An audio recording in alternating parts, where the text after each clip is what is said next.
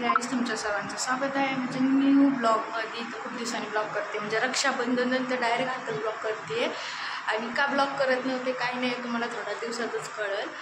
आणि आज आहे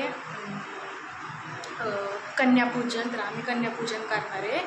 तर दरवर्षी करते, मागच्या वर्षी पण केला होता पण व्हिडिओ वगैरे काही टाकला नव्हता. आणि ह्या वर्षी पण करणार आहे कन्यापूजन.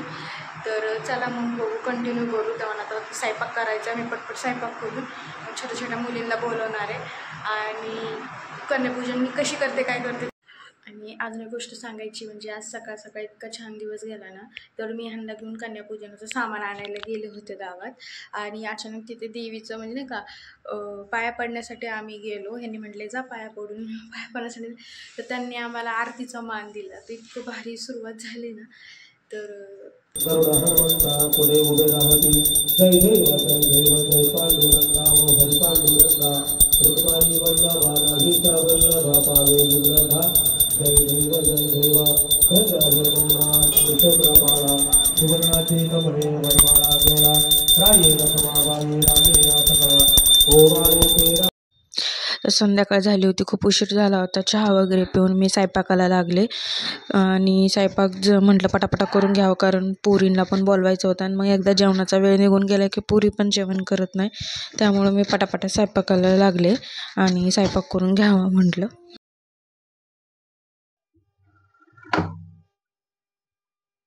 तर खूप उशीर झालेला आहे आणि मला स्वयंपाक नाही. पटापटा स्वयंपाक करून घेते. भात करायचा आहे आणि थोडासा शिरा करायचा आहे.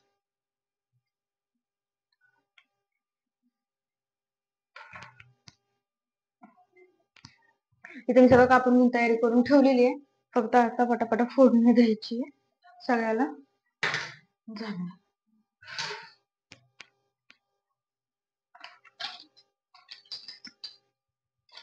आता झालेला आहे स्वयंपाक. भात केला, शिरा केलाय, थोडंफार केलंय, जास्त नाही केलं. पण मला ह्या वेळेला आजारी असल्यामुळे जास्त काही स्वयंपाक नाही केला. आणि आता झालेला आहे. आता पटकन मी माझं आवरते आणि पुरींना छोट्या मुलींना घेऊन येते. Blog continue. तर माझं आवरून वगैरे झालं आणि मी साडी वगैरे घालून तयार झाले. सासूबाई गेले त्या मुलींना बोलवायला. त्याचा बस्तारा घालून घेतलेला आहे बसण्यासाठी. तर मी मुलींना कन्या मुलींना दांडे आणले छान, म्हणजे खुश होतील. त्यांना पण नवरात्रीच्या दांडे आणल्यात आणि चुनरी आणल्यात. चुनरी आणि दांडे. संध्याकाळची वेळ झाली होती त्यामुळे तुळशीपाशी पण दिवा व अगरबत्ती लावून घेतली. त्या मुली यायच्या आधी म्हटलं पटापटा देवपूजा करून घ्यावी. घरातली देवपूजा झाली होती. म्हटलं आता तुळशीपाशी जाऊन पहिल्यांदा दिवा लावावा. दिवा लावून अगरबत्ती लावून मग तर आपल्या कन्या आल्या होत्या. तर त्यांच्या आधी पहिल्यांदा पाय वगैरे स्वच्छ धुवून घेतले पाण्याने. आणि त्याच्यानंतर पायांवर हळदी कुंकू वगैरे वाहून घेतलं. आणि मुली खूप छान नटून आल्या होत्या. काहींनी घागरा, काहींनी ड्रेस, गजरा वगैरे असे लावून आल्या होत्या. आणि मग त्यांचे पायाची वगैरे पूजा, कुंकू वगैरे लावून, गंध लावून पूजा करून घेतली. आणि नंतर त्यांना खाली बसून त्यांच्यासमोर छोटीशी अशी फुलाची रांगोळी वगैरे काढून घेतली. आणि रांगोळी काढल्यानंतर मग त्यांना जेवायला बसवलं.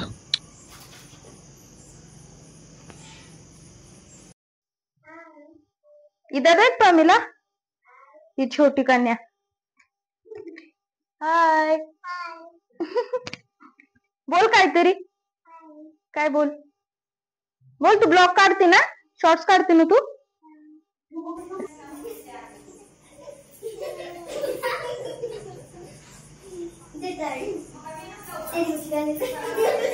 तर ह्यांना जेवण वगैरे वाढलं आणि त्यांची मस्ती चालली होती. जेवण वगैरे करून त्यांना पटापटा वाढलं. खूप उशीर झाला होता.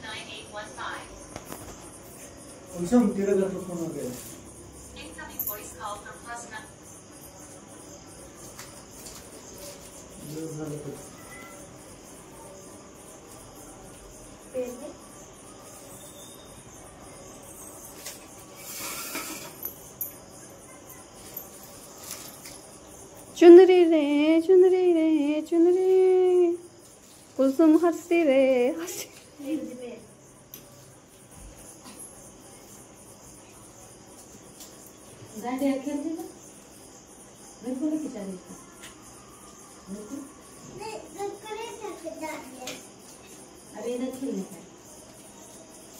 गरबा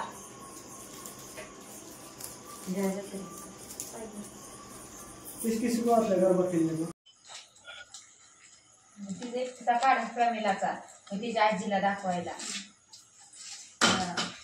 तिकडे बघ आजी म्हणली ते आडवं ठेवायचं चालू का उभंच ठेवायचं चालू? तिकडे बघ माझ्याकडे ठेव तिच्या डोक्यावर. प्रमिलाचा ड्रेस बघितला का? अगं अगं तिच्या आजीला पाठवायच्या. तिच्या आजी म्हणजे फोटो पाठव. ठेव ना काढून आता. चिंजरी ठेव. हा ये चार सांगितले लेके जा.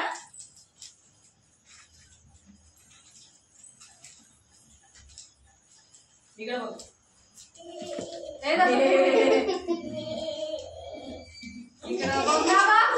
बस बस बस पाया पडले का हो तुम्ही? बरं हा हा ठीक आहे.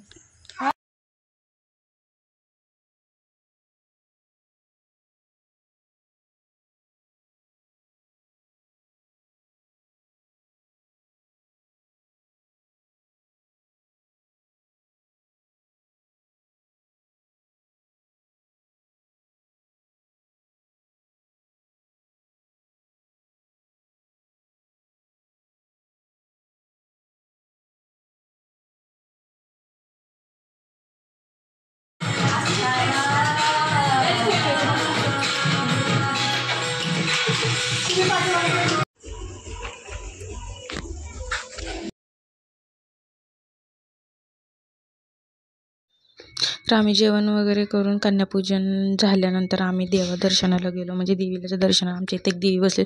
खूप छान असं तिची सजावट वगैरे इतकं भारी केलं होतं ना, खूप मस्त केलं होतं. मग आम्ही दर्शन वगैरे घेतलं आणि तिथे थोड्याच वेळात दांडियाचा कार्यक्रम चालू होणार होता. आणि इतकं छान सजावट, दांडिया वगैरे, भाकरी सुकायचा कार्यक्रम जो 7वी माळ असते, 7व्या माळे दिवशीच कन्यापूजन केलं होतं. तर ते सगळं करून देवदर्शन घेऊन मग आम्ही घरी आलो. मग तुम्हाला कसा वाटला हा माझा ब्लॉग नक्की कमेंटमध्ये सांगा. Okay bye.